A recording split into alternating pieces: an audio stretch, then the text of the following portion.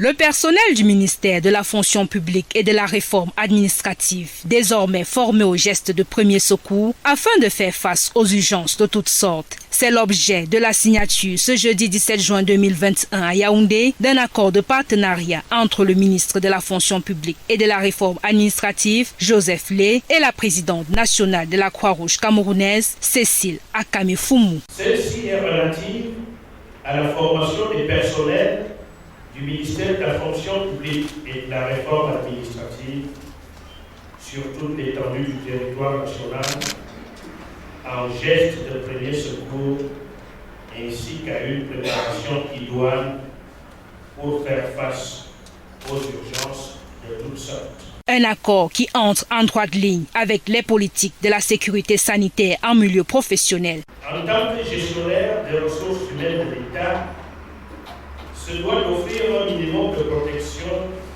aux agents publics qui sont à son service au quotidien. Les pouvoirs publics en ont fait une priorité à travers la prise d'un texte réglementaire visant la protection sanitaire et la sécurité des agents publics en milieu professionnel. Le projet de collaboration entre le ministère de la fonction publique et de la réforme administrative et la Croix-Rouge camerounaise prend en compte plusieurs paramètres, notamment le contexte sanitaire actuel. En septembre 2020, nous sommes passés à côté d'une catastrophe ici, parce qu'il y a eu une fausse alerte à la bombe. Suite donc à cet incident, qui heureusement a fait plus de peur que de mal, nous avons pensé qu'il est bon que nous soyons bien armés, nous tous, par rapport à ce genre de situation. Quel geste faut-il poser? Quelle alerte faut-il donner? Quel message faut-il passer?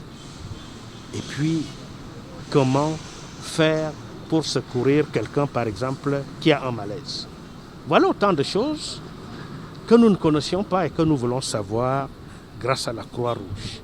En tant qu'auxiliaire des pouvoirs publics dans les activités humanitaires, la Croix-Rouge camerounaise va ainsi apporter une plus-value dans la vie d'une trentaine d'employés du MINFOPRA qui constitue la première vague.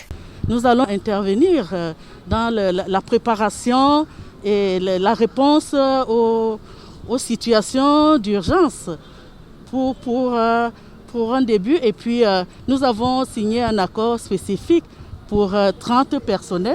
Ça, c'est le début et nous allons continuer en dehors des services centraux, dans les services déconcentrés du ministère de la fonction publique. La signature de cet accord de partenariat marqué par une photo de famille connaît la présence du secrétaire général du MINFOPRA, Anatole Maïna, de l'inspectrice générale Jacqueline Menjang Tabot et du chef de la délégation du comité international de la Croix-Rouge, Marcus Bruderman.